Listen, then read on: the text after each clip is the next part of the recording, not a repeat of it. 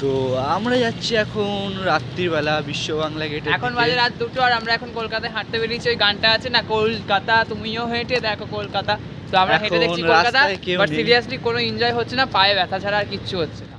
এখন রাস্তা পুরো নির্জন, রাস্তায় এখন কেউ নেই। দোকানে ডাস্টবিন, 3-4খানা ডাস্টবিন ছাড়া আর কেউ নেই রাস্তার মাঝখানে। এখন ছিলাম এই বিল্ডিংটায় থাকবো, কিন্তু স্পেস অনেক ছোট হওয়ায় আমরা থাকতে পারলাম না। এখন রাস্তায় 3খানা পল্টনের ভেতরে একটা পল্টন আমার কাছে এসছে। পল্টন এখন ভয়তে পালাচ্ছে, ভিডিও করে নিচ্ছ তাই।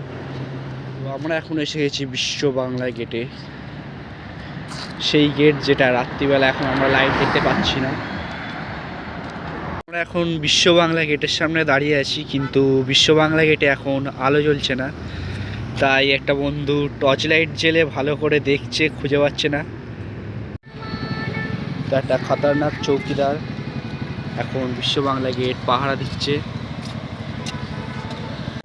ওকে ঘুষ দিয়ে উপরে যাবার পারমিশন চাইছিলাম, কিন্তু পারমিশন দিল না আমাদের। বিশ্ব বাংলা গেটের সামনে সাইকেল রেখে যাওয়ায় সাইকেলগুলো সব তুলে নিয়ে চলে যাচ্ছিল। খাঁচার ভিতর চিন পাখি সব খাঁচা থেকে পালিয়ে গেছে।